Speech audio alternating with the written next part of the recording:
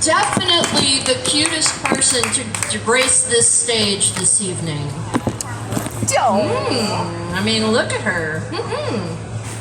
It's just my heels. That's why she says that.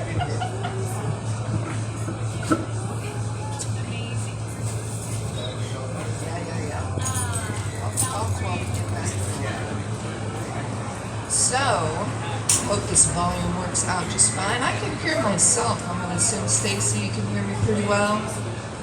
Awesome. So I'm going to do a little poetry while Mr. Scooter Holiday is going to be my accompaniment. It's not really a French word, but I like to say it that way when I'm feeling pretentious. Anyway. So the first poem that I figured I'd probably have time to do 3 poems, none of them are that long. And the first one was actually from an acrostic challenge.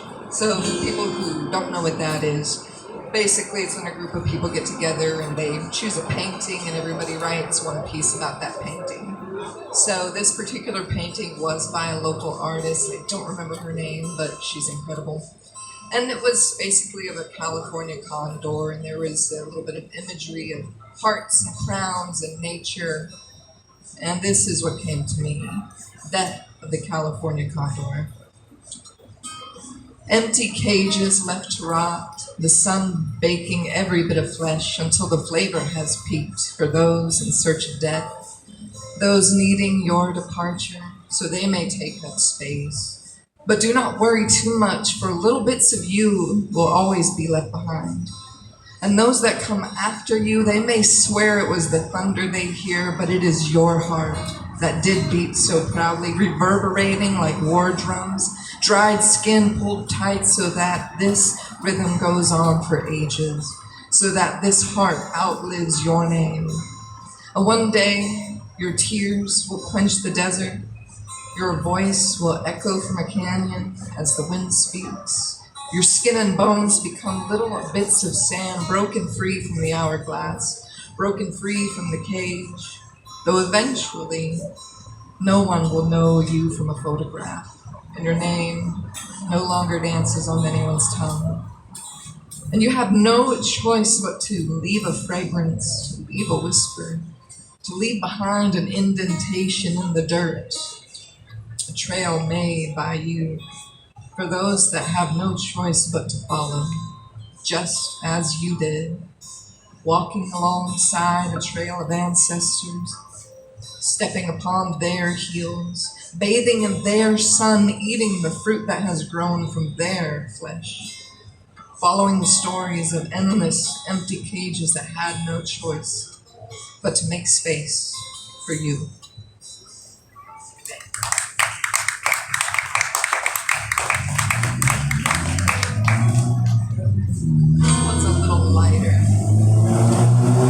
This one came about when I was just taking a walk around my neighborhood. I do live right around the Hyde Park area. There's lots of friendly neighborhood cats to bring into your little world, and all sorts of odd little things if you pay attention.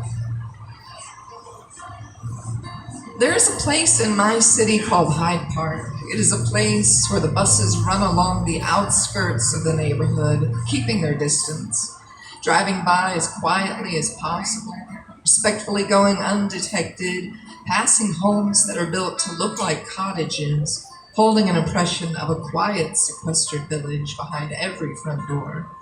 And the visitors, those who count their change as they wait for the number 4, can only stay long enough for a cup of organic fair trade coffee and then rush to work a shift, serving those neighborhood-dwelling villagers who dazily and casually stepping out for breakfast yawn and avert their half-opened eyes as they hold their cold mug out to a hurried waitress. And as she runs from table to table, her pockets jingling, ready to catch the number 4, as she is just a visitor, ready to walk past quiet villages and streets lined with thorny plants, she keeps her distance, wondering if organic, fair trade coffee is really worth the price, and what bit of the trade is really all that fair. She carefully moves along the outskirts of the neighborhood, returning to a park with no name, The drink of choice may as well be poison, but the drunk inhabitants are awake.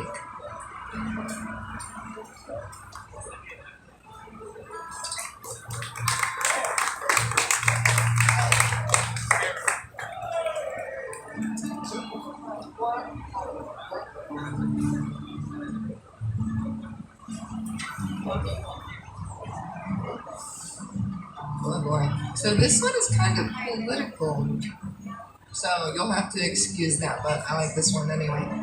And it was written after a certain, high-profile hearing several years ago about, sexual harassment, Me Too, and all that. But anyway, here it is. No gold star. Several days ago, a woman spoke, a voice heard round the world with tweets and posts, Vines and Snapchat posts, declaring she is not alone. This woman, surely to be bowled over, maybe in a dark alley at night, an unintentional suicide. Or maybe she'll be set free, no shadows following her, despite the lack of conviction following her plea. The dark timbre and the vocal cords saying, I cannot take this anymore. No woman, no girl, no man, no little boy should ever have to suffer, should ever have to play coy, and she knew what this means. That bullets can fly faster than a speech, but she has taken a risk and given others the safe space to speak. One word in front of the other, marching forward without a camouflage vest, while the whole world watches our society put to the test. But there is no pass, no red check, no smiley face stamp, and you don't get a gold star for keeping your hands to yourself or because she didn't fight back. You can't tell me you're right because she kept her claws to herself and had too much to drink that night, so it all must have ended well. Just like I can't tell you that you won't see the red thread of fate tied around your ankles, maybe wrapped around your throat as you asphyxiate upon all of the laughter of your memories, followed by the tears of possibilities, as you hopefully, possibly, maybe, for a moment wonder, what if that had been your daughter, or your wife before she met you, your son when he couldn't be protected by you? Let's not forget that men can be victims too, that maybe this is more complex than gender or sexuality views, that power is a hungry beast living within us all, and some people are so used to being on top, to getting what they want, that the word no and the word stop might as well be Japanese, and the only language they speak is Greek. My clothes said yes. I didn't respond in my quiet slumber, so you took that as consent. I let you start, so what did I expect? I expected you to stop when I said no. I never expected your knees at my back and your hands at my throat. I expected you to stop. Let me say it again. I expected you to stop when I said no. I expected you to stop when I said no. Power only listens to silence and consent. Power wants you hungry, no matter your age or your sex.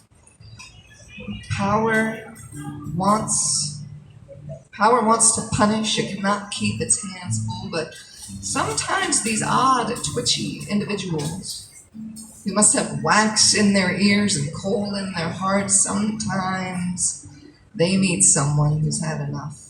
Someone who has learned to kick and scream, someone whose cup is full, someone who is smart and keen, who opens up the palms, moving the fingers one by one, as if to say, you don't owe me anything.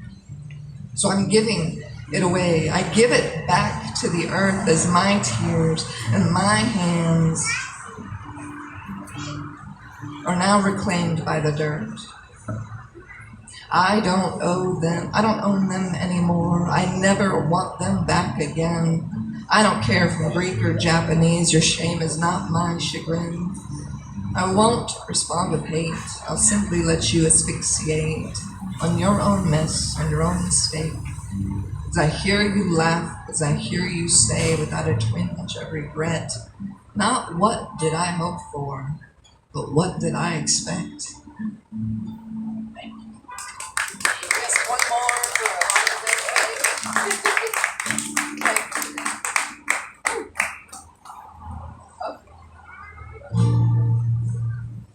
All right, so this one is short but more lovely and gentle.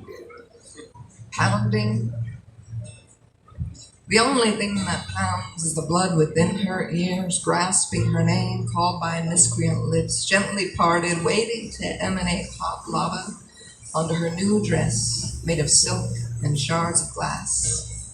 Taken from her skin, her armor, what she wears in the face of baser men, never knowing which way their tongue will split, with ashen words falling from their mouth, after their bodies dive into a pool of sweat and matted hair, with teeth marks all over their dented flesh, telling the story of a godlike thunder that cools the blood of a clenched teeth siren, with the timpani sounding in her head, but quieter and quieter still.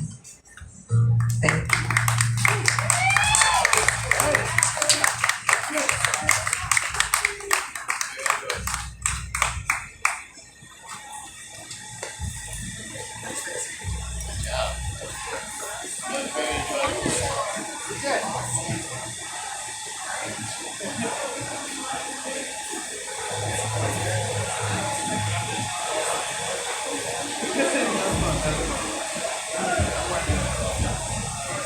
Well, folks, it's that time of the night when we don't have anyone else on the sign-up list, so we start to cycle through the people who have played before. The first one would be, oh yeah, me.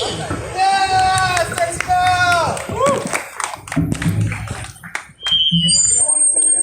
Cheddar.